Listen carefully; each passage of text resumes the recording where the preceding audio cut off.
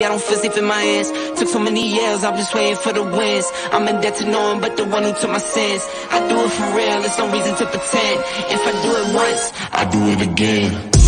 Add it up, bankroll, euro, peso, add it up. I'm just doing me, everything is on me. Oh, you matter what? Add it up. Man, what it do, man? This is your boy North End Floyd back with another episode 86 of the Kikback Podcast show, man. I always forget to do this, but let me shout out to everybody in Beaumont, Port Arthur, Silsbee, Lumberton, everybody in the Golden Triangle that's listening, that's been supporting you, boy, that's been sharing the show, so on and so on. I appreciate y'all for supporting me. So I just want to shout y'all out. But we have we got a guest on the show, and you've been supposed to be on the show. I'm talking about, I was looking at some messages. It was like way back in July, June. Mm-hmm. And so, you've been supposed to be on the show, man. How you doing today, though? I am doing well. How are you? I'm doing good. And the lighting looks good. The screen looks clear and everything. You know what I'm saying? It's a good background setup. Some people on the show, I'm not gonna lie, they have the lighting bad, it's blurry in the background and everything. So I appreciate you for having that professional setting and look and stuff like that. But explain to the people like who you are and what you do. So my name is Trina Rose Frazier. I am the owner and operator of the Rose Center, PLLC, which is a counseling service where I provide therapy for people 12 and up. So I am a native of Beaumont, Texas, basically. So I'm in here. 12 and up. Why does it stop at 12? I do 12 because there is a certain type of therapy that you typically do with younger kids. And being that I do a lot of talk therapy, it's kind of hard to have those conversations with kids. So there's specialized therapy. Oh, hey, Jerica. There's specialized therapy that you do, like play therapy and things like that with the kids. So okay. So what would bring a kid in? Like, do you go to the schools or like parents like my 12-year-old tripping, he needs some counseling, can you help him? Well, okay. So not in my own practice have I gone to the schools, but in a capacity when I used to work for the crisis team, the local crisis team, I have. But for me, it's typically going to be parents that bring the kids in or contact me via either social media, my Psychology Today profile that I have, Therapists for Black Girls, that's another profile that I have. So those are different directories where they find me. Some people honestly find me on Google. I'm one of the first names that pop up. If you look up cognitive behavior therapy or look up the Rose Center, I pop up. And so that's some of the ways that I get referrals for kiddos. And then friends, of course. Friends will refer. I get a lot of referrals from people that know me, classmates, you name it. People that just know me from way back when. You know, we're kind of a small town, so word of mouth is probably my best advertisement right now. You work with like all different kind of insurances? Yes, I actually have a few that I am a provider for. So I provide for Blue Cross Blue Shield Texas, pretty much every single plan they have, United Healthcare, Stigma, traditional Medicaid, community health choice. I think that's it for now. Working on some other ones, but yeah, that's it for now. And then I also do cash pay. So there are different ways depending on, you know, what therapy, what type of therapy, couples, individual, so forth. Yeah, all y'all couples out there, if y'all going to some things, man, I'll let Miss Rose. Don't be going to Facebook. A lot of people be going to when you look at Facebook and you see people be like going at it and stuff. They really, I'd be like, man, I need to just go to a counsel lady or a councilwoman or something, or a councilman instead of going to Facebook. People like to run and put their problems on Facebook. Yeah. Is that like a dead, like, when you see something like that, do you tell yourself like, wow, they really need some counseling, they need to holler at me? No, I don't assume like that, because sometimes people just need to vent. You know what I'm saying? That's some people's outlet. You know, if going on Facebook and dropping whatever on Facebook is going to prevent you from doing something maybe that's going to be worse at home, then vent. It's just a matter of what you put on Facebook. everybody got their own like right to do whatever they want to do. You can post your whole business if you want to, whole business, but you have to be willing to deal with the consequences of any action. So if people comment on it, they have something to say, you know, if they tagging you, if they're, you know, responding, you know, the reactions and stuff, and you don't like it, well, you kind of put yourself out there for it. So I think it's more or less of what can you handle when it comes to like that. I mean, I do see some posts, honestly, that kind of touch my heart a little bit. I try to be careful with that, you know what I'm saying? And to be honest with you, since I've been doing this full time, I don't stay on Facebook that much. I used to be on my business page more than I'm on my regular page, just so that I don't necessarily, you know, deal with that kind of stuff. So, do you know who's Leonard Fraser?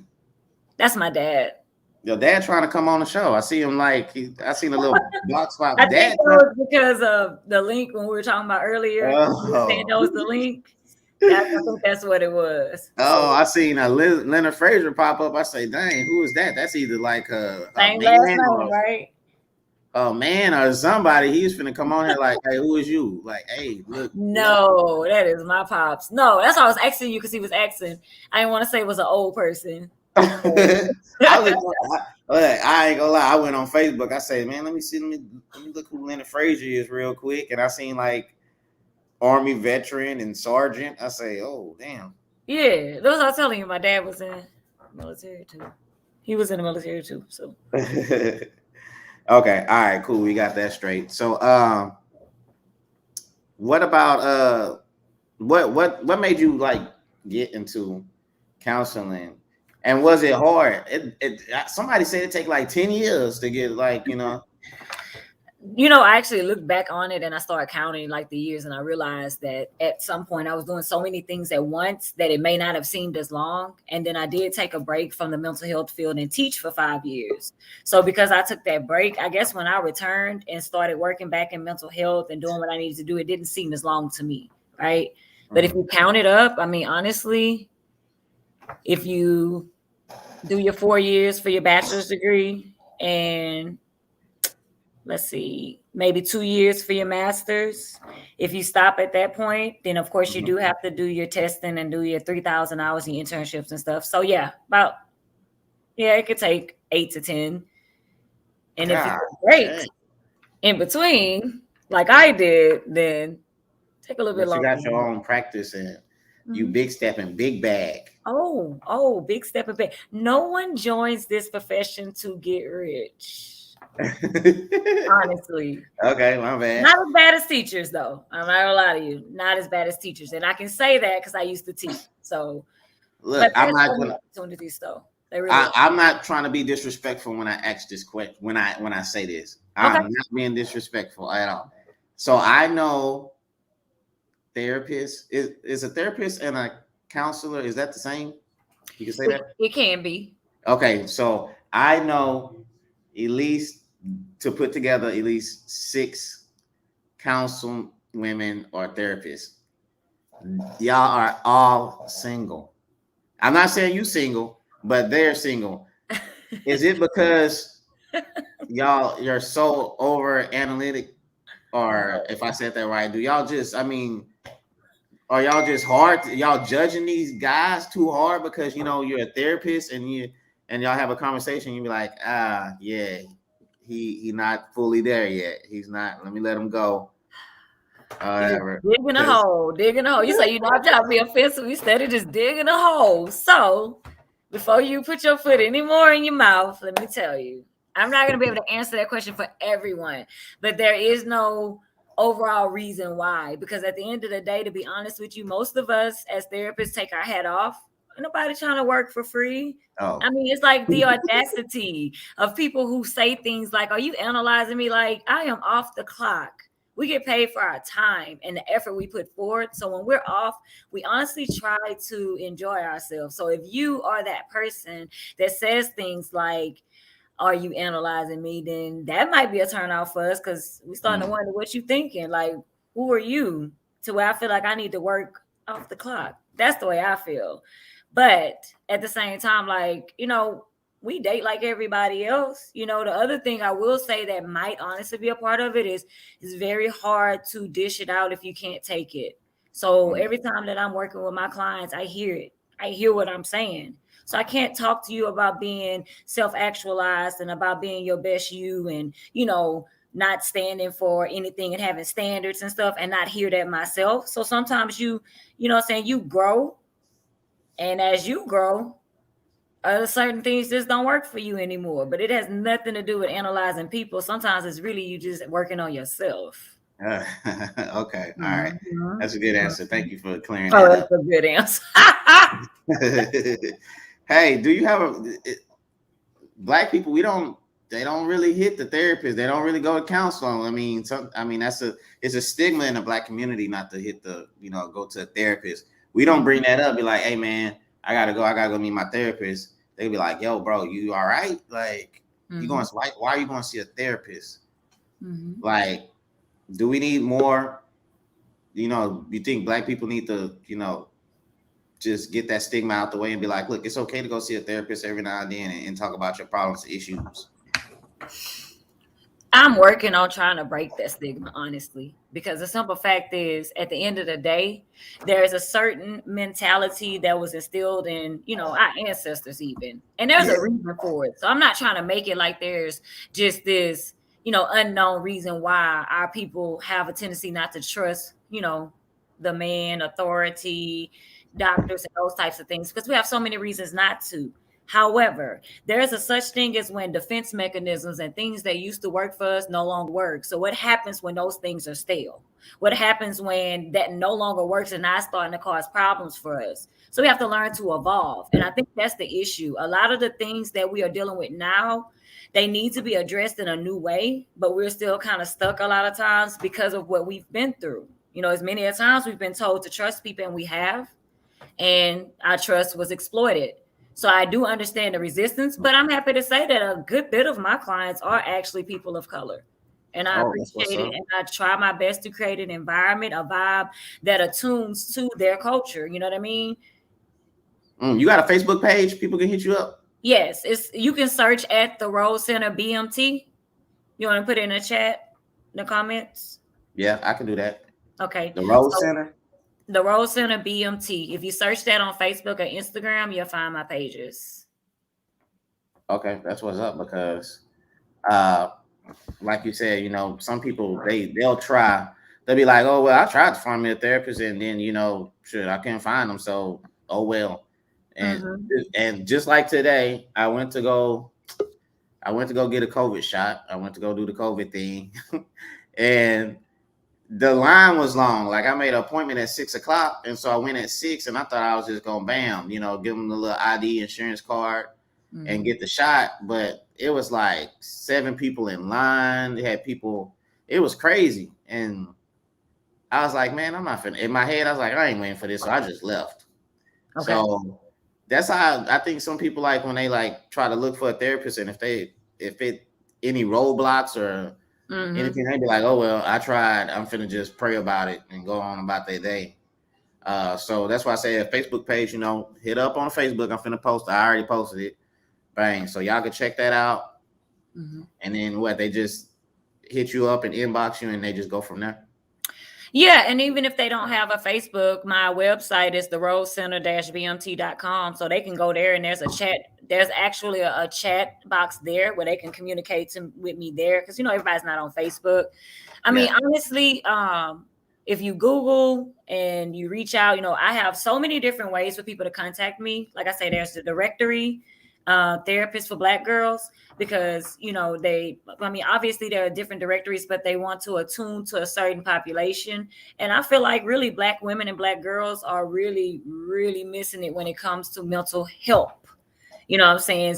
When it comes to, being able to fully experience their feelings, in a healthy way. It's just so much going on. So someone else must agree, because they have a whole directory for them, right? But then I also have Psychology Today. And Psychology Today is a very popular directory. You can go there and look for the type of therapist you want. So it's a lot of things we had to put in for filtering purposes. So if you're looking for this particular type, of this particular religious persuasion or non, what I mean, cognitive behavior therapy or play therapy, it's broken down. So I just want everybody to get the help that they need. It doesn't have to be with me, but those are some of the avenues that they can look up.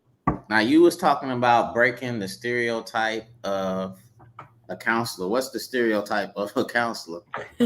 Well, aside from what you said earlier about all of us being single, I guess The ones that I know, they're all nice, beautiful, wonderful ladies that I know.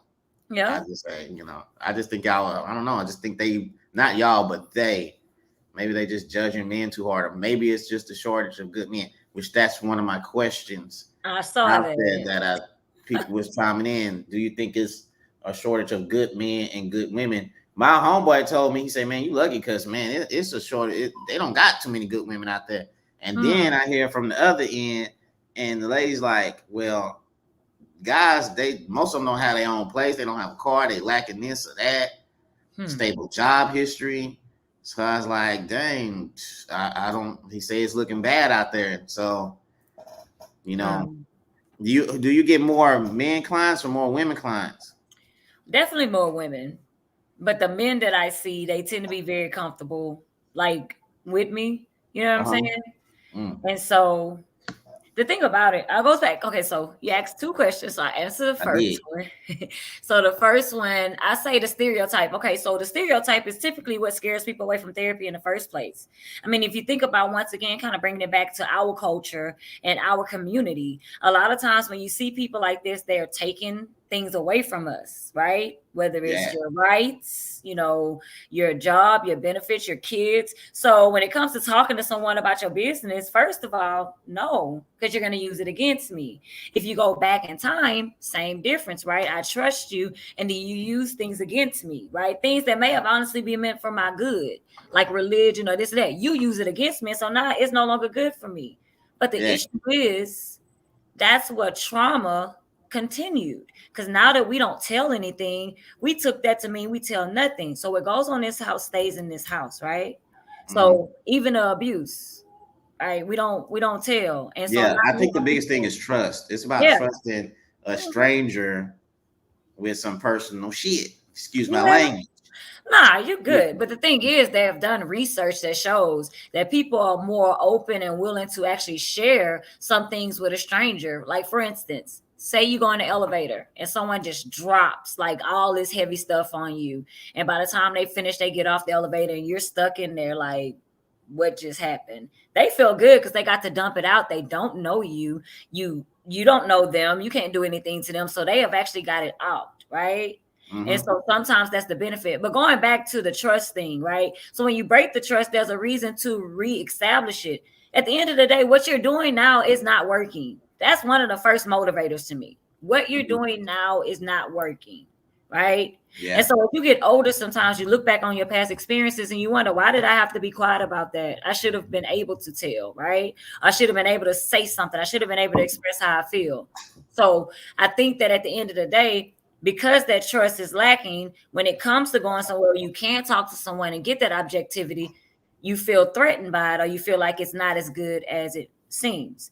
So then when you think about it, I mean, you had posted on one of your posts one time some different therapists that you knew, and I don't know any of them. And that's what I was saying. Like, we're trying to get together now. People have reached out to me to get a mixer together so we can get to know each other, because I don't know any of them. And people are tired of going, and excuse my language, I'm not trying to offend anybody, but they don't want to keep talking to Caucasian people.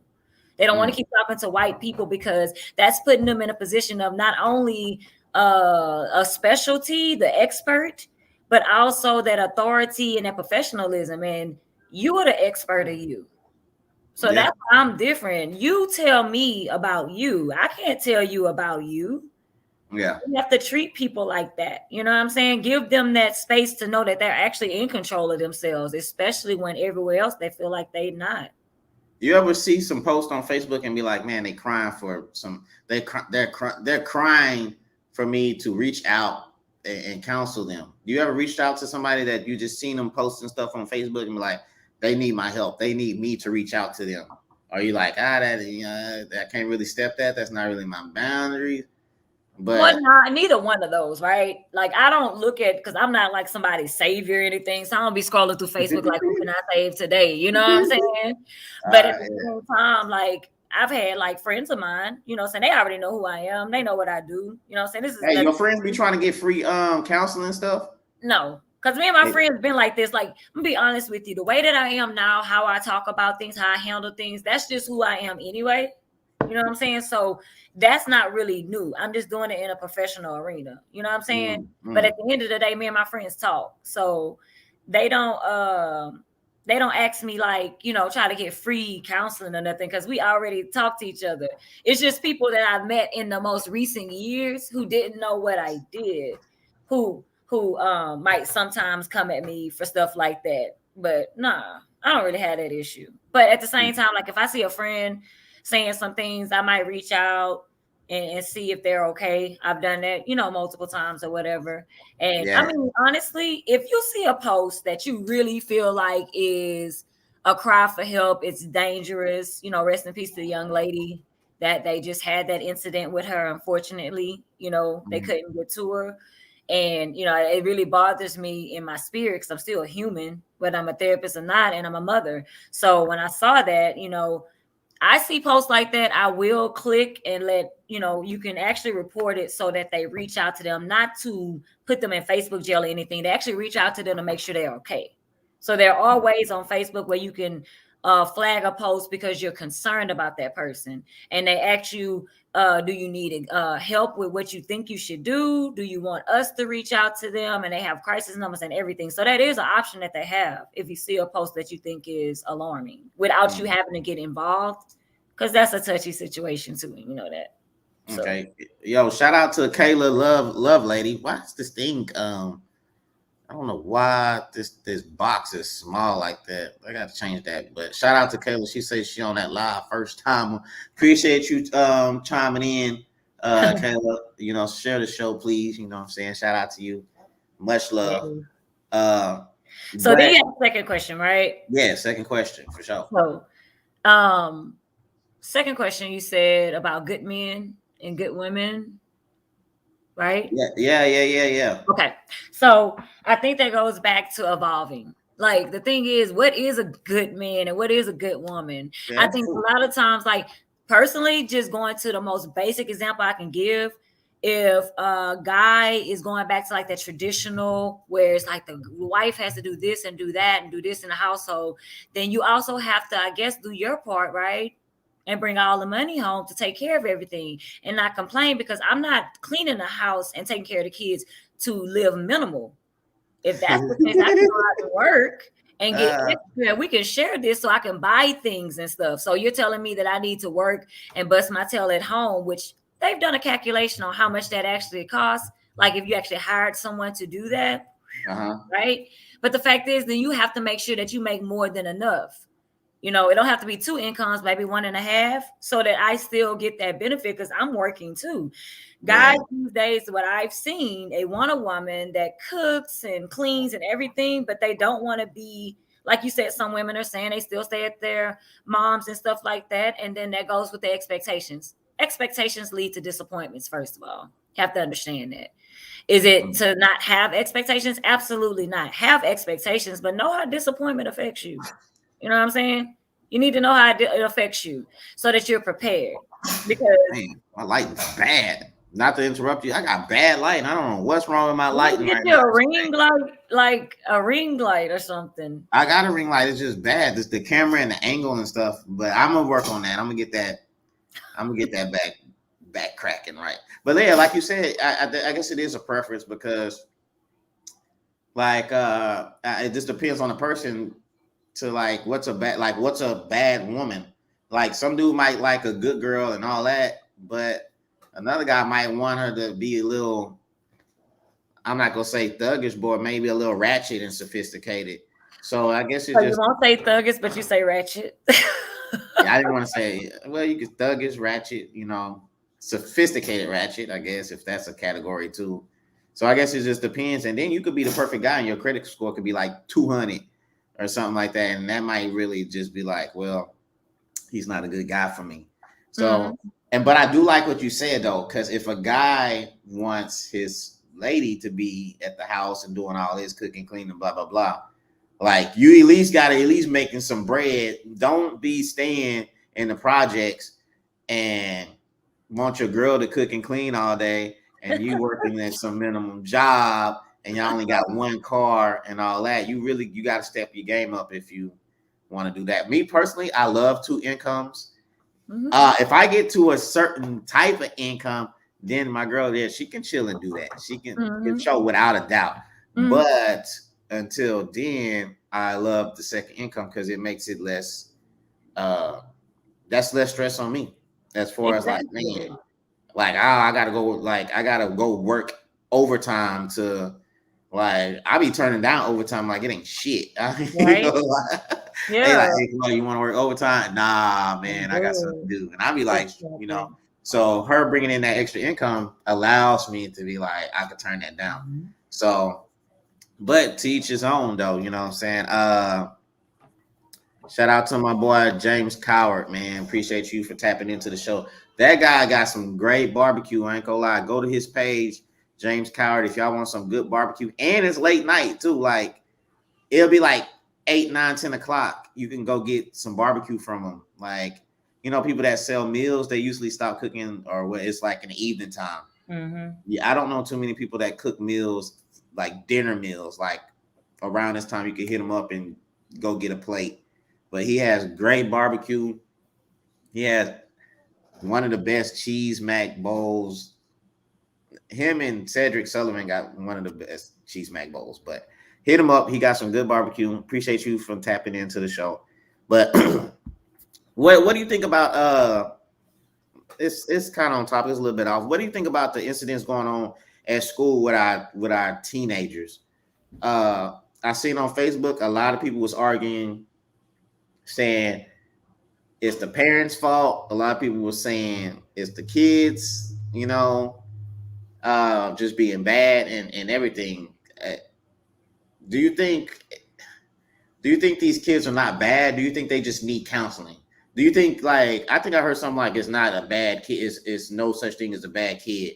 That kid just needs counseling or a better environment to succeed. Or do you think it's just the parents not doing their job and parenting and shit?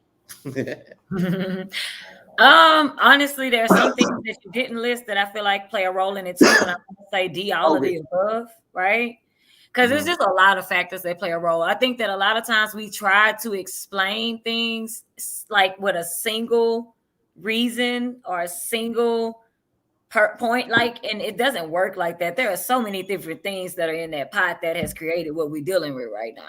Because, you know, if you sit back and you reflect and you watch, you know, over the past years, there's been a progression of what we've been dealing with. But you also got to think about, like, the generation, right? So a lot of people say, oh, like the young lady is saying it's the generation. But who's that generation's parents? The thing is, I mean, to be honest with you, at this point, I have a 19-year-old. So a lot of these kids are our kids. Facts. You know what I'm saying? So at the end of the day, like, you're blaming parents, but this means that you're blaming some of your peers, right? And honestly, you might be blaming yourself. Because this particular batch of kids are ours. Then you have to take into consideration some of these kids are raised by grandparents. It's a different type of raising sometimes when your grandparents are raising the kids. It's different. You know what I'm saying? Sometimes these grandparents are not old. They're not young enough or have enough energy to try to keep up with teenagers. So they do the best that they can. You might eat. You might have some clothes, maybe, right? But as far as keeping you reeled in behavior, may not have the chance to do that. Sometimes you have those single parent homes, and single parent homes are not the issue. Single parent homes can work. It's just that the fact is sometimes it just doesn't. There are some double parent homes that do not work. There's this stigma that people feel like, okay, so if I have 2 parents in the home, that's better. But what if it's 2 parents that are beefing all the time and it's negative? Study shows that kids fare better in a healthy single parent home than an unhealthy double parent home. So it's just so many different things. Then you look at the school district.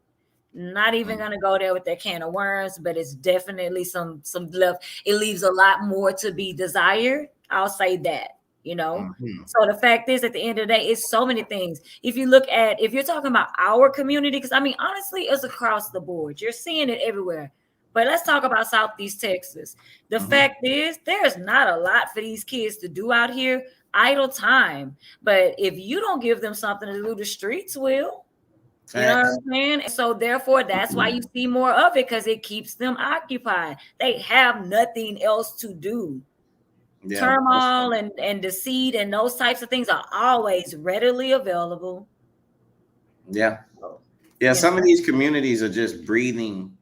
It's just like it's just, you know, you walk outside and it's nothing but stuff that can get you in trouble.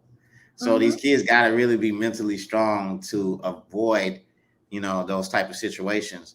Do you think they should have like a mental health class in high school or something like that? You know how you got art and you got gym and you got health. They had health. I remember they had health during, I don't know what curriculums they got now as far as school wise, but we had health. I think they need to have mental health class to dealing with some of these kids' mental and, you know, some of the issues that they are going through at home or at school, something they could talk to in private or something like that. I think we need to adjust to the times. I don't know if the school district is doing that. I don't, you know, it's just my opinion. I'm just throwing that out there, but I think a mental health class would be awesome in middle school and high school. Well, I mean, honestly, I agree with you 100%. It's just like what that looks like. I would need more time to kind of mull over it. But the fact is, just having, like, for instance, when I went to Prairie View as a freshman, there was a class that all of us had to take as freshmen, right? Like humanities or something. And there are other colleges that do the same thing. So if you're a freshman, you have to take it because it's trying to help you to get acclimated. It's trying to help you to, you know, because it's different. Sometimes it's people first time away from home and all of those things. And then when you look at elementary, when I taught elementary school, right? And the kids would go to the counselor would do things like emotional intelligence and, you know, those types of things with those kids when they went to see the counselor. So the counselor still got a chance to be a counselor and not like a scheduler or a test organizer. Is that a different type of counselor? Huh? From what you are? That's a different type of counselor. The school counselor. The school counselors, that's not the same counseling you do. It's not, but the thing is, the whole point of a school counselor used to be, because I actually went to college because I was considering that route too, and then I changed my mind on it. So in actuality, the counselor is supposed to have those elements there to assist with certain things. And to the thing is, the curriculum changes. Like, for instance, there is a curriculum for counselors in elementary that they cover with the kids based on the grade level. But then when you get to middle school, that's it. Now we're doing schedules and testing. When you get to high school, scheduling, testing, graduation, SAT, you know, that type of thing. So they need a place. And I know CIS does the best that they can. But I think CIS, if I'm not mistaken, and if I am, charge it to my head, not my heart. But if I'm not mistaken, I think CIS targets those kids that may be like low socioeconomic status and, you know, those overt issues. All teenagers probably could benefit from talking to somebody. So we need more generalized help, like you're saying, like health class, for instance. They don't pick who goes to health class. It's a part of the curriculum. So if they had something that was more introductory, just to kind of give them a little bit of education about mental health, yes, and maybe some self-care, I just don't want them to get to the point where they're actually doing mental health services in a classroom setting and people getting triggered and all that. So I say, like, we would have to talk about like what that would look like. But absolutely, I honestly feel like they need to have someone who's dedicated to mental health for each grade level, just like they have principals and things like that. You want to have discipline for every level, but who's talking to them? You know what I'm saying? Yeah. I remember I went to I'm not gonna say council, but I was part of like the Big Brother program for Really Way Smith last year, and I talked to a couple students, and you know we was chopping it up, and so I asked them like, "Yo, what do you want to do, man? What do you want to be?"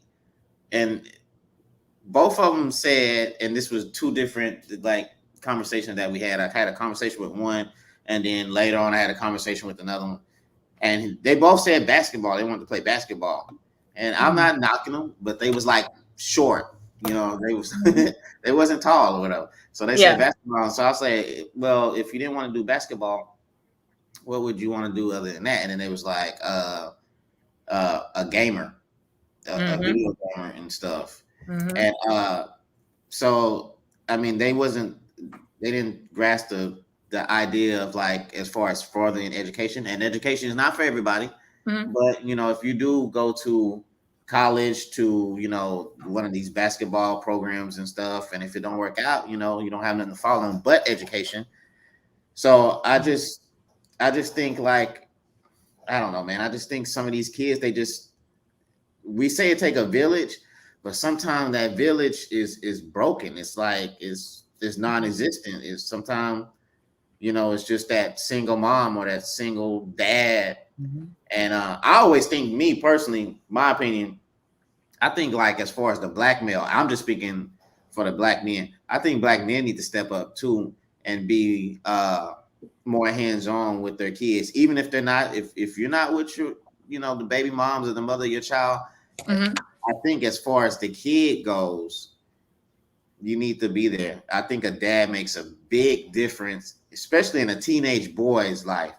You know, when I was growing up, you know, my dad, you know, I didn't want to get in trouble because of my dad, but I'm not gonna lie, I was out there doing bad things. But in the back of my head, I was, you know, I was very conscious to be like, if I get caught, anything bad happen, I know my dad is gonna be like pissed. It was in the back of my head, I was like, don't get caught or whatever, you know, the consequences if your dad finds out and stuff. And I think that affected me, and that kind of kept me, you know, on a path that didn't, you know, if he wasn't there, I would have been just out there reckless with no regards to anything.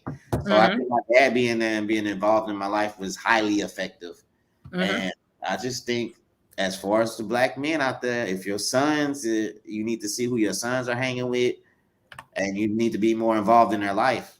You know, don't go hang out with your homeboys when you get off of work. You need to go spend some time with your son. Take him to the Astro game or something, or spend some quality time with him to get him away from his homeboys or that environment that he's in. So I'm just speaking on the black men out there.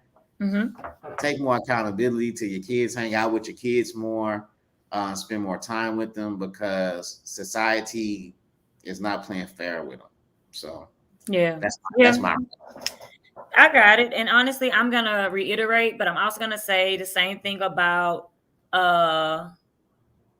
you know, girls, because honestly, you know, I do pay attention to research, and the fact is, at the end of the day, when you think about it, there's research that supports that the relationship that a young lady has with her father has a major impact on how she views the opposite sex, right? But I'm going to take it more mainstream and say just how she views partners, because to be honest with you, it's not always going to be the opposite sex, and it might be a non-binary individual that doesn't subscribe to either gender. So I want to be very clear, general, and respectful, right? It's just about being treated properly, learning that I have value. And when I know I have value, then I will expect such from others, because we teach people how to treat us, right? Yeah. So if you teach people how to treat you, how do you do so? You teach them how to treat you by the way you allow them to treat you, and by the way you treat yourself. You know, and so in other words, I need to learn how I want to be treated so I can teach you. How can I teach you what I don't know?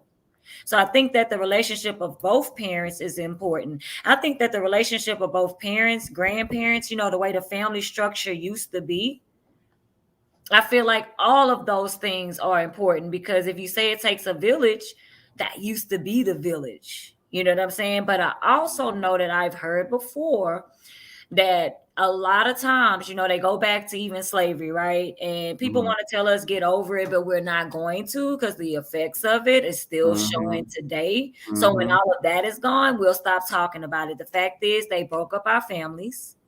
You know what I'm saying? Based on what they looked like, based on what their value was that they applied to us. And when they broke up our families, then it was the moms, it was the mother, she's still there. And so after a while, that became the custom, but we have to learn to evolve. That is no longer working for us anymore.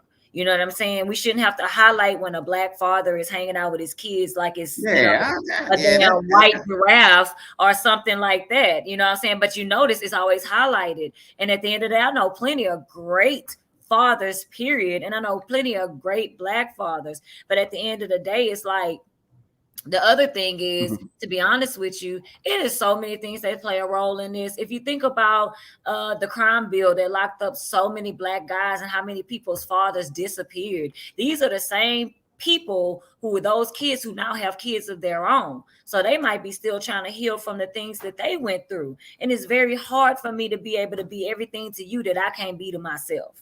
So how in the world am I supposed to show my kids love and I don't even know how to love myself? You know what I'm saying? So it's just really hard to give to others what we don't have. But a lot of young men and women saw their moms do it by themselves because they had to. So if a young man leaves his kids, which is still, I do not condone young men, and I know young women that have done it too. The fact is they look at it and go, well, my mama did it. We all right. So it can be done. When in actuality, mama didn't show you all the tears she was crying. Mama didn't show you the things she did that she might not have wanted to do for the sake of you having what you needed. So that's the thing, you know what I'm saying? It's just so many things. But at the end of the day, we have to learn to evolve. You either evolve or you die, right? That's just what evolution says. We are losing. You know what I'm saying? We're dying emotionally, not even just physically all the time. We literally are dying emotionally because we are not evolving. That's true. It's so many things I could dig deep into, like what you said, as far as they seen their mom go through it. And I was looking at something, and it was about the single parent. So they were saying, like, as far as like we was talking about the 2-parent household and the incomes, and it's hard. Shout out to the single females, women out there that's doing their thing, and the single fathers too. But I was just thinking about it, like a single female. Okay, so you work, and then you got to take your kids to school, and you got to cater your job around that. And sometimes, if you have them at a young age, then college and the necessary education, you got to put that to the side because you have kids and you got to work and you got to take care of bills. And sometimes that puts you behind a family that has, the mom and the dad, which covers both responsibilities, and that can help. Let's just say the dad's there, he's doing his thing, and the mom can go to nursing school or go start a business because she's able to, because she has the father, doing his thing. And sometimes with a single, as far as like young ladies and these people people out there that's having kids, you got to put that in effect, man. That it might not work out. You might be a single parent, and it's hard. I was talking to somebody, and I'm not trying to put their business out there, but they were doing it by themselves, and the father's not in the picture, and that's hard on a person when you're doing it by yourself. And I just think other races, they have that 2-parent household that can help the kid out, that gives them advantages over, particular Black. I'm not saying all Black people are single parent households and stuff, but I'm just saying a 2-parent household is a better, it gives you an advantage over a single parent. Now you can say, I came from a single parent household and I was able to do my thing. And my mom, she was able to, provide for us and, get us what we need. But just imagine if the dad was there too, and how much more effective or a better position in life you'll be. Because I analyze like myself as far as like my daughter. So I just think about my daughter, like with me and my wife, like how's my daughter's life different from somebody else's life that just grows up in a single household? And that's why I try to spend as much time with my daughter as possible, because I know that affects her mentally. And like what you said, as far as that gives her a grasp of like men and how she's supposed to be treated. So I don't try to spoil her, but I try to treat her like, and I think all dads do that, but I try to treat her like she's like everything, and hopefully she will think like, this is how I'm supposed to be treated when she talks to a guy, like, hey, you're not treating me like, I'm supposed to be treated. So I mean, I think about that sometimes. Yeah. I mean, to be honest with you, like at the end of the day, like, first of all, kind of going back, formal education is not for everybody, but we learn all the time. You know what I'm saying? Like at the end of the day, there are some people who go to LIT and they get a certification or something, and they hire the people at Lamar. And I'm an alumni of Lamar, right? I have degrees, but there are people that don't You said people go to LIT. There are people. Well, you have to think about the fields, right? There are certain people who will go and get like a specialty. Like I try to, tell people you have to do more than just try to go for these degrees when you might not even do anything with it. So when I used to work like at a residential treatment center in Tomball, I would work with those kids on career counseling, figure out what you want to do. Figure out what it is it really is, figure out how much money it makes, and determine whether or not you think you can live on that. Because sometimes people don't take the time to really look into that, and they find themselves with, maybe a degree they don't want, or they stop in the middle of it or something like that. But what I'm saying is, like, you can get computer drafting and things like that okay, make money. You know what I'm saying? So at the end of the day, it's like, it's about what works for you as long as you're doing something. But nowadays, education is not the only way, and it's not for everybody. You know what I'm saying? There are many people that, and then the basketball thing. Okay, I remember like I was listening to I think it might have been 2 Chainz in one of them, and he was talking about how they always push that. And he had that album that was Rap or Go to the League. Because it's like all they push is either sports or rapping. Sports or rapping. So it's like, oh, so I just get used for my physical worth, or whatever you think my physical worth is. And once again, then it goes back to what have they valued about us from the start? The physicality. So it's like at the end of the day, you don't have to do that. I encourage kids to make sure they get some education so they do have something to fall back on, because you're one injury away from your dream being gone. And then you know how small the percentage is of the people that actually make it there. So I feel like at the end of the day, it's the process. People have to learn to trust the process. What do I mean by that? There are so many lessons along the way.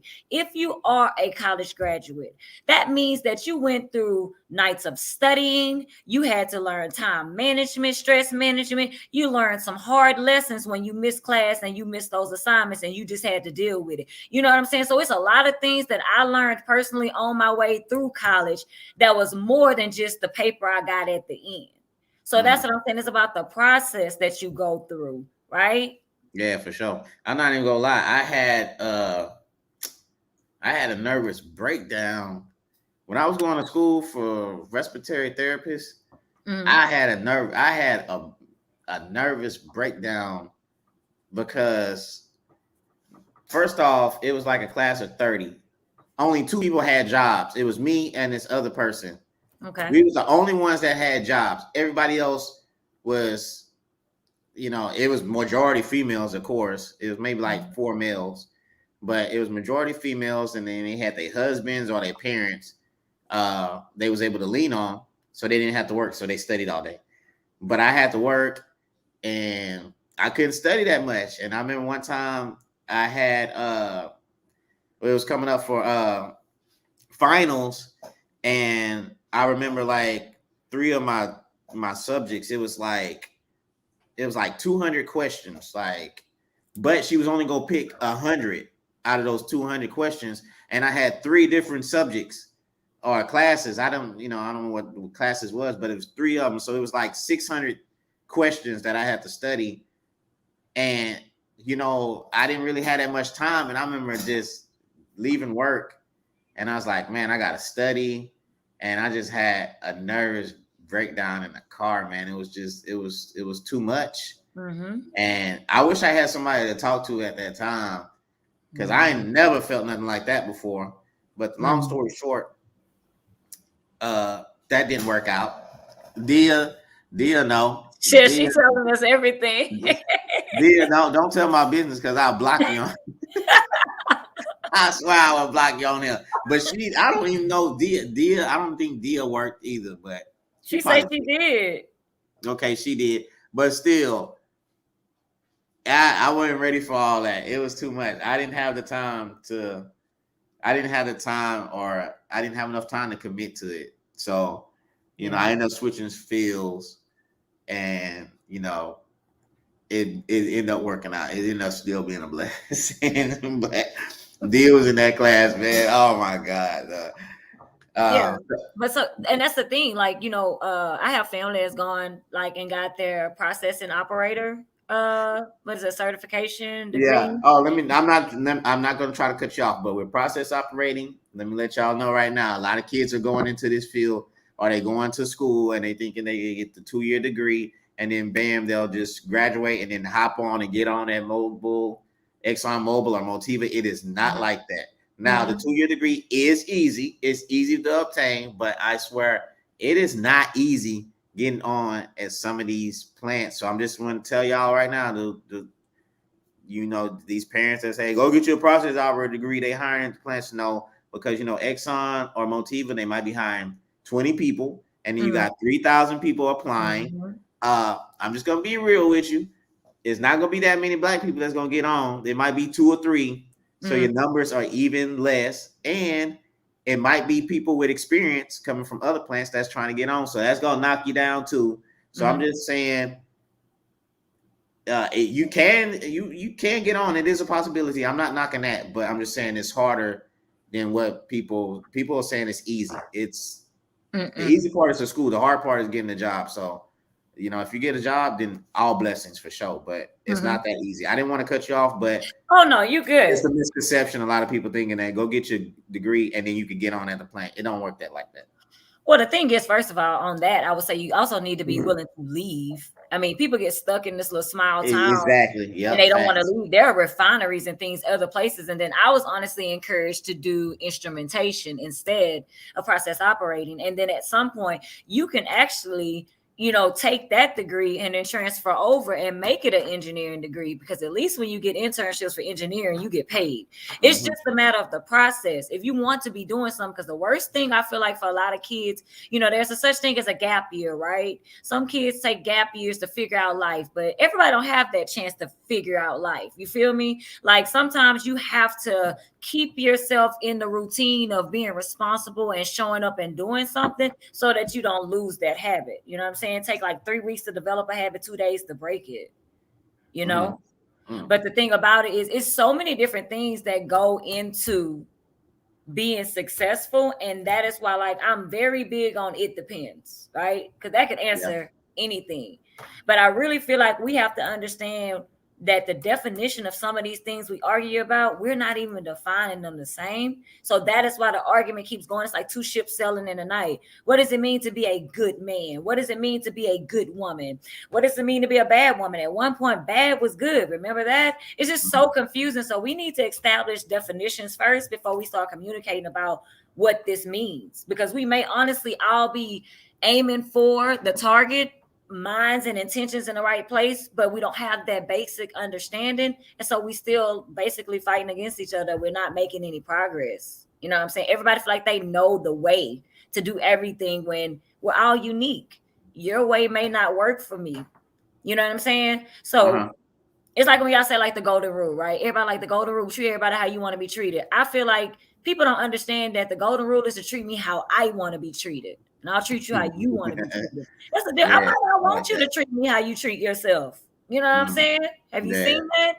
So therefore, it's more or less treat me how I want to be treated. And in return, I'll treat you how you want to be treated, right? And that means I have to learn how you want to be treated, or at least have a general idea of some common decency towards other people. You know what I'm saying? So now, You said you didn't when you talked about BISD. You said that's another story. I seen the look on your face. You was like, it looked like you looked at sad, and you're like, yeah, BISD. That's another thing. Yeah. A lot of people are very critical on BISD. Mm-hmm. I don't know if BISD can ever get rid of the reputation they had since all the scandals and stuff like that. Do you think they're handling the situation with our children as far as education wise, as far as things that are going on to control the fighting, the everything that's going on? I think they had an incident with a child with a gun. I don't know. That's rumored. I don't know how exactly true that was, but a lot of people are not happy with what BISD has going on. Mm-hmm. Do you have any issues? Do you think? I don't know if I could trust my daughter going to BISD as far as with things going on. Yeah, I mean, I'm gonna be honest with you. It's like, first of all, at the end of the day, it's difficult the position that they're in. It's difficult the position that everybody was put in with this pandemic. This is not something that we've ever lived through before. Nobody was prepared for it, right? And so you have these kids out of school for over a year. I mean, my daughter's senior year was destroyed. You know what I'm saying? Basically about a pandemic, because she was class of 2020. I have one kid. So we looked forward to this all her life. And then we just took what we could get and kind of kept it moving. So at the end of the day, we all have had some type of negative impact. However, the other part of it is, it's like, I feel like it's unfair. Some of the requirements that are still placed on schools in light of a pandemic, when kids were not in school, everybody has different learning styles. Some of these kids barely retain information in person, and you really think they're going to be able to do it at school? These parents did not go to school for teaching, and some of these parents still have to work. Everybody didn't stop working, and so it's like, okay, so hey, second grader, you know what I'm saying? Like, teach yourself this. So it was just so many different things, and there's so many gaps that these kids are going to experience that need to be addressed. There are gaps in their knowledge because of that. They have already done research showing how much they lose over the summer. Well, now you had kids out of school for whole school years. So on that part, I can kind of, empathize with them with the struggle. But at the same time, I am not going to say that I feel like they address things exactly the way that they should have or could have. I'm not in their position. I just don't think that they might have handled it in the best way. I'm not sure why. I think that they dropped the ball on certain things. And I have seen so many parents that are just so fed up, and my heart goes out to them because they really don't have no other choice. You know what I'm saying? Really, in this area, what you gonna do? You know what I'm saying? If I'm already dealing with struggling, you already talked about the single mothers and this like that. Some of them, school is daycare. You can call it what you want. I go to work, you go to school. When you get off for school, I'm getting off for work. Yeah. You know what I'm saying? So it's a lot. But no, I'm not going to sit up and tell you that I think they did the best that they could. No. And I will be more than willing to participate in any outreach efforts where we can sit down and start doing some kind of talks with these kids to try to get them in a better place. These kids are hurting. They're confused. You know what I'm saying? Social life is a big part of their lives at this age, any school age. That's a big part of their development. And they did not get that. That matters. You know what I'm saying? And it's like, I feel like everybody skated across that and act like that didn't happen. All right, let's get back to this regularly scheduled program. There is no regularly scheduled program. So let's stop acting like it's not. Let's stop acting like something didn't happen. Let's stop acting like we're not in this and actually address what we're dealing with. Stop dancing around it, because honestly, it looks like people are just checking boxes to say we did this. We did this, And I like to reiterate, if you want to reach out to talk to Miss Rose, she has a Facebook page, the Rose Center BMT. Y'all can holler at her. She counsels from the age of 12 and up. If you want to, get your kids some therapy, some counseling, mental health is real and stuff. But yeah, exactly. Because, my son, he graduated in 2020 also, and his year was just wrecked. That year was right. And I think they had a flood that year too. It was tragic. The first half of that year, 2019, Imelda came. That was the first part of that school year.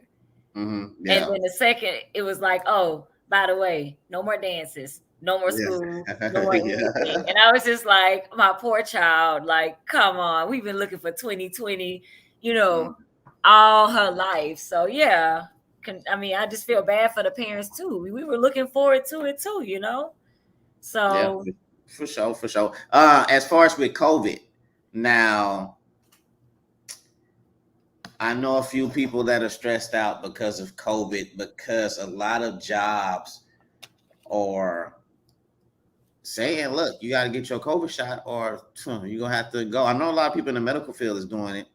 A lot of these hospitals are saying you got to get your COVID shot or you can't work for us. Is it like that for, the counseling community, the therapists? Do y'all have to get like the COVID shot because you have, patients and people you're dealing with? Is that starting to come around to y'all? Well, I work for me. So Ooh. I don't know if anybody could come around and just tell me I have to do anything because I'm my own entity. And the counselors typically, like maybe a lot of the young ladies that you actually mentioned, they work for themselves. Like I'm sure I have worked for community mental health is what they call it. Before, you know what I'm saying? And I don't know if they've done that. I do know that at one point, I was working at a local hospital through that organization. I was working for the local mental health authority, contracted with them. And their stipulation was you had to get the flu shot. So hospitals have already had stipulations in place on what you had to do. So you had to get the flu shot. And if you didn't get the flu shot, the whole flu season, you have to wear a mask. So that's been in place in hospitals. Oh, that's been going on. Yeah, absolutely. And so our CEO said we didn't have to. And if they had a problem with that, then, we don't have to go to the hospital, things like that. But that's been in place. And so when I started working for UTMB CMC in the prison, that was the same stipulation. You get the flu shot during flu season or you wear a mask.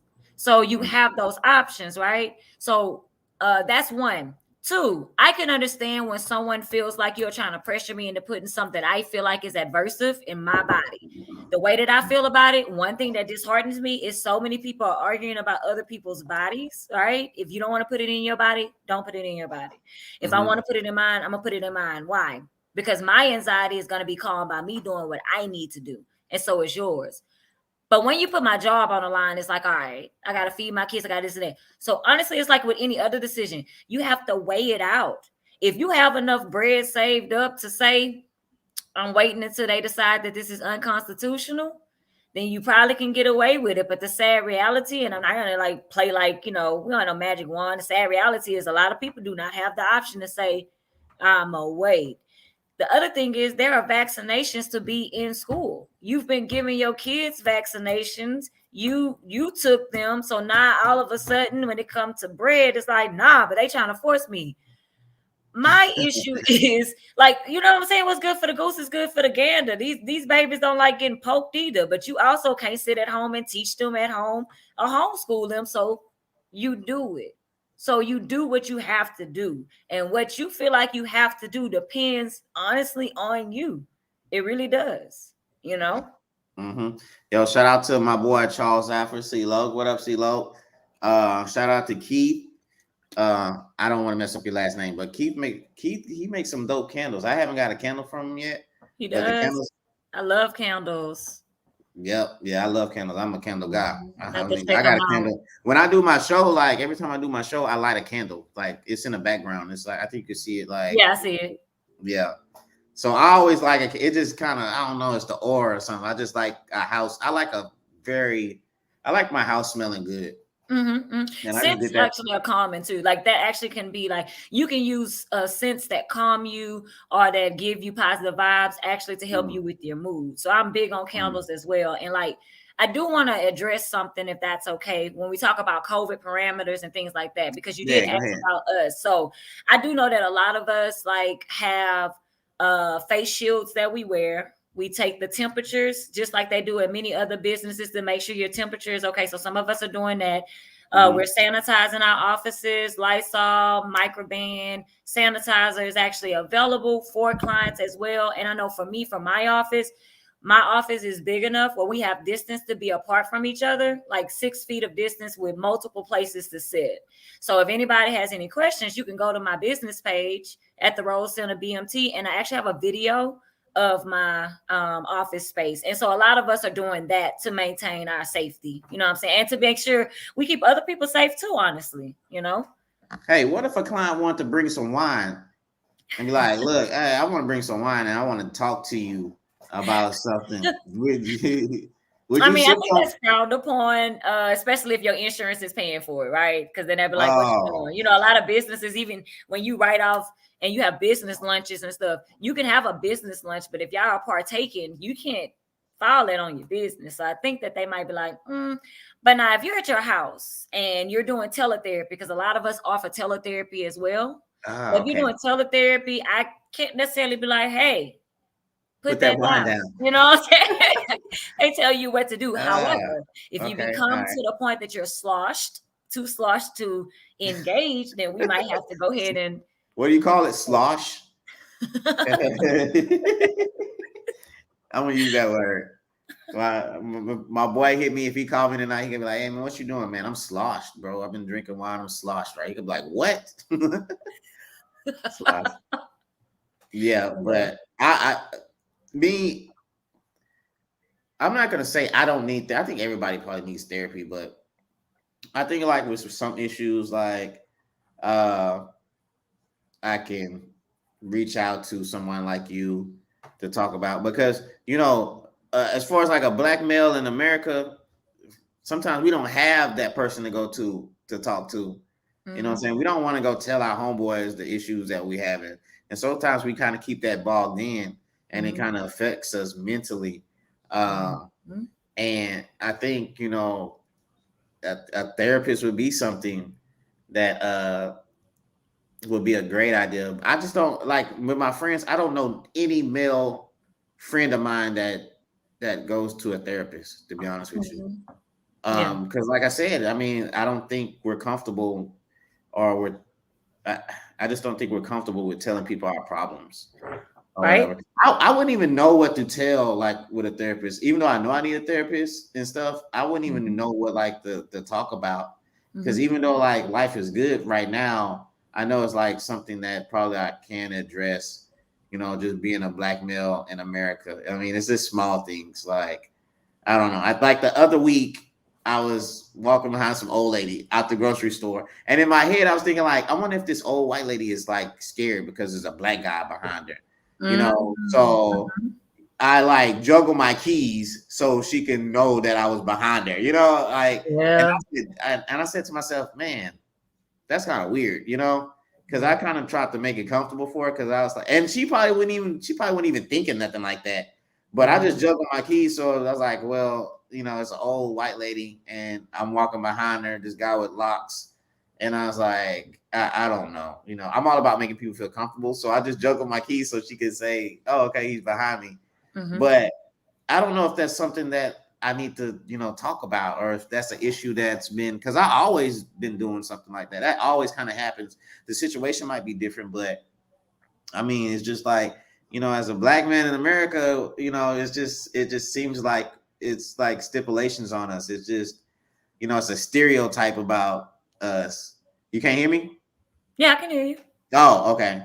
And I don't know. Maybe I could just book an appointment and talk about the stereotype, because I always been fighting stereotypes since I was young, and just going to college and being the only, like as far as nursing, just being the only black male in the nursing class. You know what I'm saying? And I'm thinking like, and I used to think like how I act was how I represented, the other black males, because I was like, man, these people don't hang around black people. They don't hang around black men or nothing like that. So I'm the representation of what, they might, what they see. So I don't know. It's just a lot of weight on your shoulder. It can be a lot of weight on your shoulders. So I don't know. Maybe I could just talk about something like that. I know when I just said that, I took a breath. I was like, oh, that's kind of right. So I'm gonna encourage you to take another breath and go ahead and just, engage, right? In that feeling, because this is a thing. I'm gonna encourage you to show up as you are. Your job is not to get ready to show up for a therapist. Your job is to show up as you are and then to be who you are authentically yourself. I always encourage people to love yourself regardless, right? So even if you have issues with yourself, you still correct yourself with love and compassion. You don't beat yourself down or criticize yourself just because it's things about you that you don't like. If you don't love you, then how can you receive love from others? So just work on it. You know what I'm saying? If some things you don't like about yourself, improve upon those things. But as far as like, how do I prepare for therapy? You just go. Whenever you are ready to go, you just go. What do I say? Whatever you want to say. Well, that's a lot. Okay. That's what we're there for. You know what I'm saying? I have clients, sometimes they'll come in, I'll give them the spiel in the first session to let them know, intake paperwork and things like that. And then when we get to what they came for, they just sit there. And I'm going to let them do that. If they just need to sit there and be present with someone who they don't feel like is judging them, it's so much power, right? An objective ear is so priceless, honestly. I don't know if you could put a price on being able to just be authentically yourself and not be fearing judgment, right? Confidentiality. We don't tell people what you tell us. And that is one of the things, like we can go and we can talk to our family, our friends. I know you say you go to your homeboys. You say, I don't know any of my homeboys that go to therapy. Yeah. And if they are going, you probably won't know. Have you guys cultivated a space where y'all feel like y'all comfortable enough to be like, say, man, I'm going to a therapist. Because then you feel like, oh, what's wrong with you? It's almost like the new cooties or something, Oh, you trying to better yourself. What you doing? You know what I'm saying?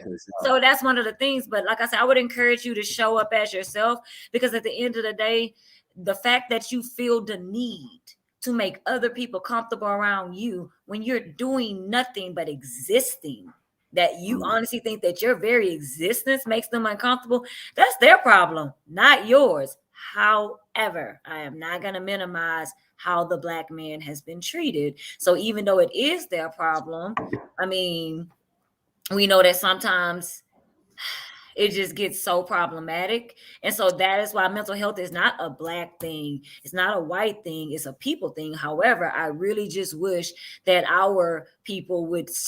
The reason why we feel like other races, like you referenced earlier, that other races are ahead of us, right?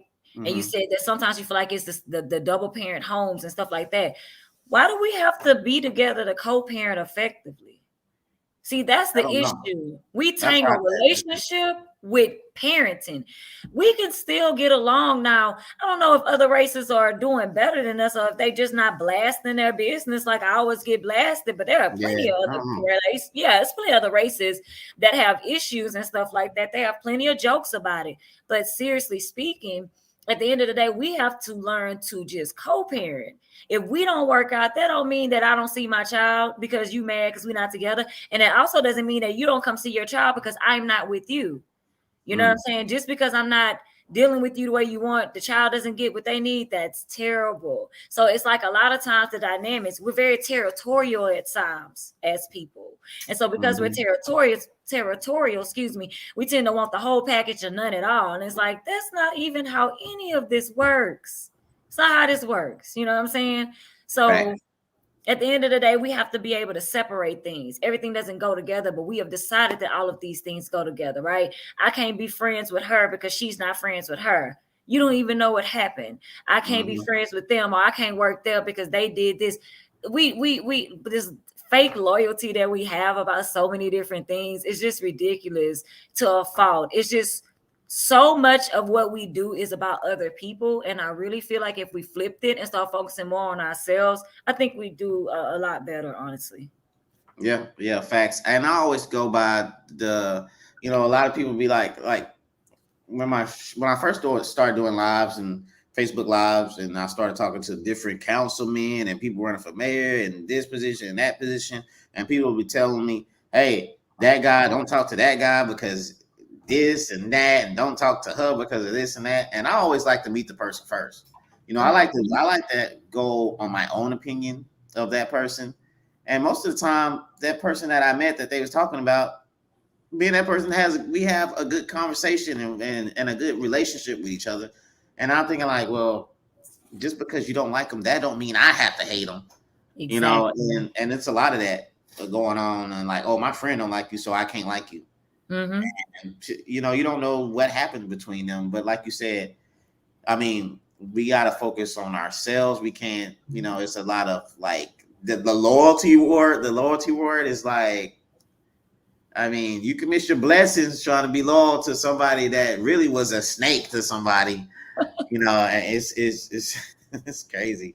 Yep, absolutely. And perception is key, right? So you may have perceived the situation one way and they may have perceived it another way. And now I got to base how I feel about this person based on your perception, when both people may be within their rights, right? To feel, because we don't have, like, we look for validation for our feelings when the fact is you felt how you felt. You don't need anybody to tell you that it's okay to feel how you felt.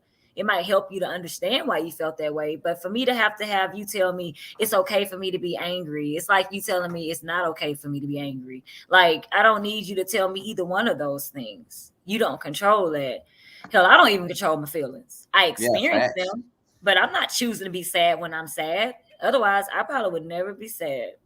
I just have to learn how to manage them, you know? Mm-hmm. But for the men, honestly, I understand that a lot of times, you know, they feel like they have to be strong in the times in history, and just even in their own lives, they may have shown weakness, and it's really it's vulnerability. But see, vulnerability and weakness are not the same. It takes a lot of strength to experience emotions, and sometimes people don't get that, right? So they feel like you're weak if you experience emotions, when in actuality, if I really go through this knowing that I'm not really necessarily going to like it, but it's just what it is, I think that takes more strength. But we've decided that emotions suck and we don't like them, so we don't listen to them, so we don't learn from them, you know. And so, to be honest with you, I don't know if this pertains, but I'm a Cancer, so I'm very emotional. I use my emotions. My emotions motivate me. Like sometimes, look, I remember I went through 2019. I went through something bad. I didn't think I could get over it. Well, I knew I could get over it, but it's the process. It just hurt. And I used to use my emotions to motivate. I used to go like jogging, and I used to motivate myself, telling myself, just giving myself motivational speeches in my head to get me through that storm I was going through. So I use my emotions, and I bring. I mean, now that I'm 41, so if I'm sad about something, I'm sad about it. I'm not trying to have this macho image, you know, like I'm all tough and hoorah. If it hits me, it hits me. If I'm sad, I'm sad. Now I'm not just bawling out crying if I see, you know what I'm saying, somebody get hit by a car or whatever. But I'm just saying, I use my emotions. If I'm sad, if I'm hurt, then I let that out. I don't try to hold that in and try to pretend like I'm some tough guy, but I use my emotions to motivate me to get me where I need to be. So but I'm a Cancer anyway, so we're emotional people though. So have you been like that all your life? You never had the tough guy image, even as a teenager? In my environment, growing up in my environment. I see. What'd you say, North End, Floyd? In middle school and in high school, and middle school and high school. Yeah, growing up. Yeah, I mean, I'm not gonna say. I mean, I could have chose a different route. I know that, but I don't know. It's just the times that we was in. It's just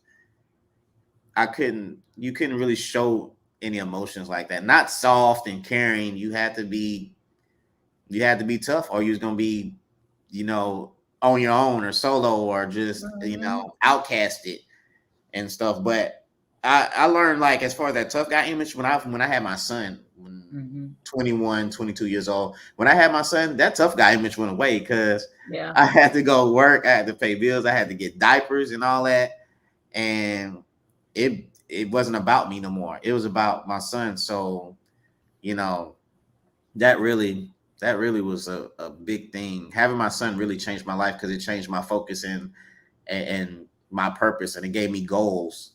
And I couldn't depend on my parents anymore. That really made me say, okay, you can't depend on your parents no more. You're on your own now. I mean, you're not on your own, but you got a child now. Your mom and your dad is not going to raise your child for you. So it's time for you to be a man. So that tough guy image and trying to hang out with my homeboys all day. I was like, oh, I got to get a job. Well, I had a job, but it was like I have to get a better job. I can't just get some old job to say I had a job because I was taking care of somebody and myself. So I had to been able to afford that. And a lot of people, they would have, a lot of people don't think like that. So they probably would have been like, I forget that. But my son changed my life as far as me to get on my grown man shit. So absolutely. And the thing is, sometimes like milestones, those turning point moments in your life, they are like deciding moments, right? So you decide, am I going to make adjustments, right? And start to do what I need to do to be a father now that I have this new role, or am I gonna act like this never happened and just continue doing what I'm doing? And it's still a change because now I am maybe an absentee father now. So it's like I'm a father regardless. That's the thing. So there's a change that has happened, whether you choose to acknowledge it or not. And I just have to determine how am I going to respond to this new space that I'm in. I think that one of the other things that helps us is to be mindful. And when you're being mindful, that means you're being present and you're paying attention too, not just being present, but you're also paying attention. And that's what allows you to get everything that you need to get out of the moment. But sometimes when we deal with trauma, right? Whether it's the big T's or the little T's, that stuff just doesn't go away. It's almost like right there in the way. And I'm still trying to live my life and get around it. And it's just like right there in the way. So we have to do things to process that, to work through that. And then that's where our community, I feel like, struggles, because you need to be able to process that with someone who is not also in the struggle, with someone maybe who's not that connected to you, who is also experiencing what you're experiencing, someone who actually can be objective. And that's very hard for our loved ones to do because they are connected to us, right? So their opinions tend to be intertwined in their advice or anything they have to say. Sometimes they say things to us, and what they're trying to say is that I want better for you, but the way that it comes out, that's not the words that they use. So, it's those things like that. So I feel like at the end of the day, when you're dealing with trauma, you need to be treated for that. And so I don't think you can talk out of trauma or talk through trauma. So there is talk therapy, but there's also other types of therapy. Like I provide EMDR therapy as well. And EMDR, it stands for eye movement desensitization and reprocessing, right? But what it really is just basically a way for you to address the residual effects of trauma that are left within your body, right? So you're actually able to process those things so you can get those things out the way and move forward. That keeps your past from tugging on you and keeping you locked up, right? And basically handcuffed to it. Because the only thing you can do is learn from the past. You know what I'm saying? And you live in the present. You prepare for the future, but you can't live all of that at once. And we try to do that sometimes, how the people that try to work, I'll sleep when I die. I'm like, you go sleep soon. You go more than you think. If that's what it is, guys, sleep is so important. Just want to put that out there. It's very important. I just came off of nights at my job, man. Them nights was kicking my ass. Them nights was, whew. I'm glad I'm on. Well, I gotta go back on nights, but man, nights is it's hard to give me some sleep when I'm working nights though. But the sleep when people say that, I'm like, man, get the hell out of here with that. Shout out to Chris Matthews. Shout out to my boy Chris. Appreciate you chiming in, Chris. Jacoby Rose Gold, Miss Francis. She makes some good barbecue. She made some links that I got from her. They were good too. Appreciate you on that food, and shout out to my boy Jason Sides. He has a therapist too. He was on one of my first mental health shows.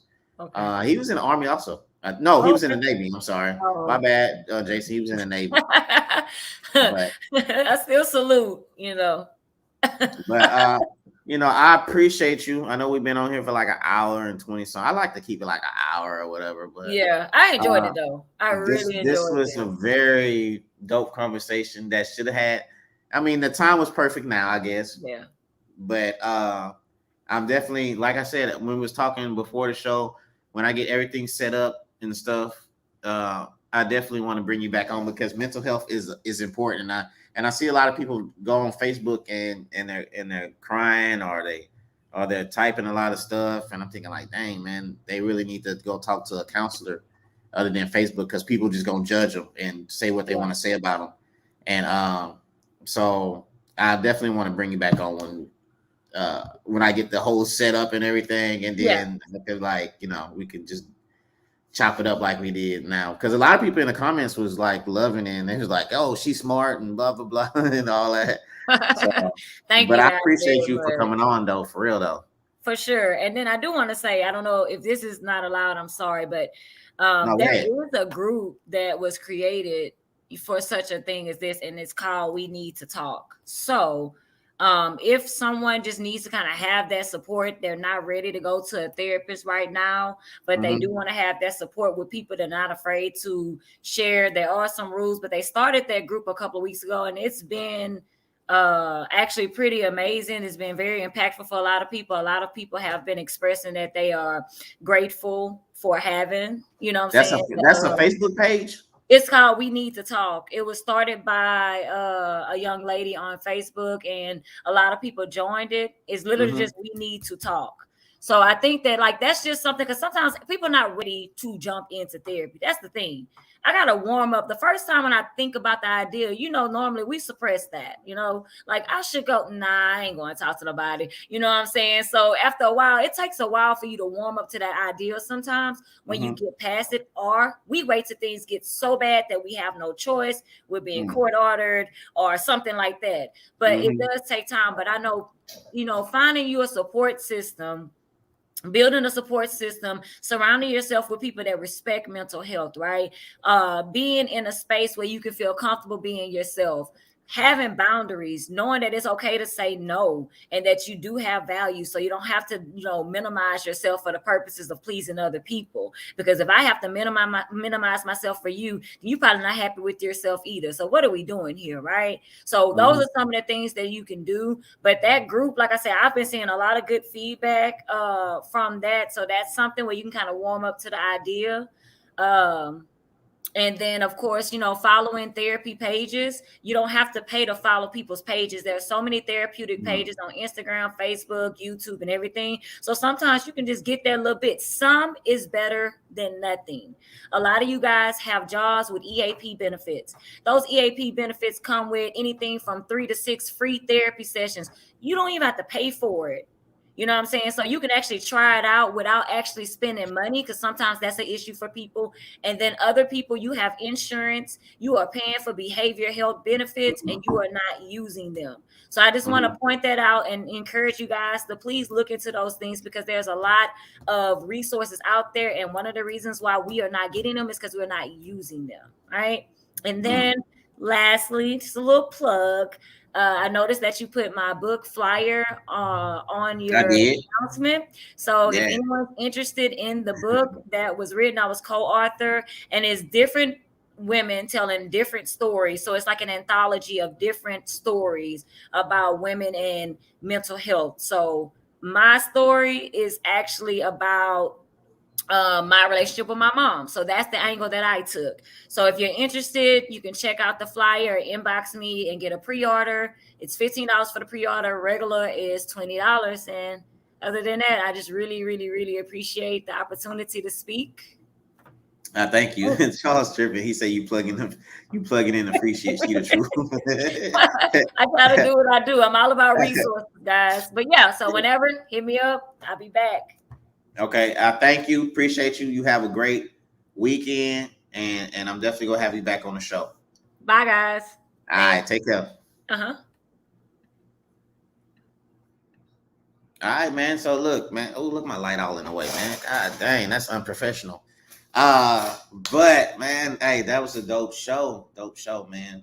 She's been supposed to come on the show since like June, maybe May. You know, it just things didn't work out, dates. You know what I'm saying? I had to work this and that. She had to work, all kind of stuff. But mental health is real, man. You know what I'm saying? But like I said, shout out to everybody who commented on the show, left some dialogue, some feedback. Man, y'all share the show. I got another show next week. You know what I'm saying? The homie Brooksy, she coming through. If you would like to be on the show, if you want to just, you know, I had some topics, you know, if y'all wanted to talk about some of the topics that I had listed and I was talking about, y'all could have come on the show, man. You know what I'm saying? You're more than welcome to come on the show and voice your opinion about whatever particular topic or subject you're going through. Check this out though. Early 2022, I'm gonna have a whole brand new setup. I'm gonna be taking phone calls. It's gonna be a number. You can call the phone number. You can chime in. You can give your opinion. A lot of people don't want to come on Facebook. They don't want to do the live shows. They don't want to go on YouTube or all that stuff like that. So it will be something where you can call, chime in, list your name. You can give a fake name, a fake city you from, whatever, man. Whatever make you feel comfortable. You could call in, chop it up with your boy. If you want to be on the show, just inbox me. You know what I'm saying? We can work something out. We can have some great conversations like we did with Miss Trina or any other past guest. It's whatever, but I appreciate y'all for, listening to the Kickback. Also, you could go on iTunes, not iTunes, but Apple Podcasts. You could go on Spotify, iHeartRadio. You go on YouTube. You go to whatever, Anchor. The podcast will be on there. If you miss some of it, I'll probably have it ready for tomorrow or whatever. But like I said, man, I appreciate y'all for tapping in. Shout out to my boy Charles, Keith. Hey, I'm gonna have to get a candle from you because you grinding. I see you all over America, all over the United States, international with it. You know what I'm saying? Keep grinding, keep doing your thing. Thank you, Miss Francis, for the food. The barbecue was 100. I'm not even gonna lie to you. It was on point. But man, just shout out to everybody that's been supporting, man. Y'all share the show. I'm finna get out of here. I drank the whole glass of wine. I'm not even gonna lie, bro.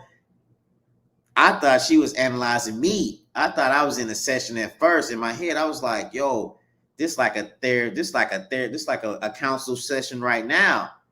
You know what I'm saying? Then the wine was getting to me. I say, man, I'm not finna have no live counsel session of me, you know what I'm saying, on Facebook. So I had to change the subject a few times.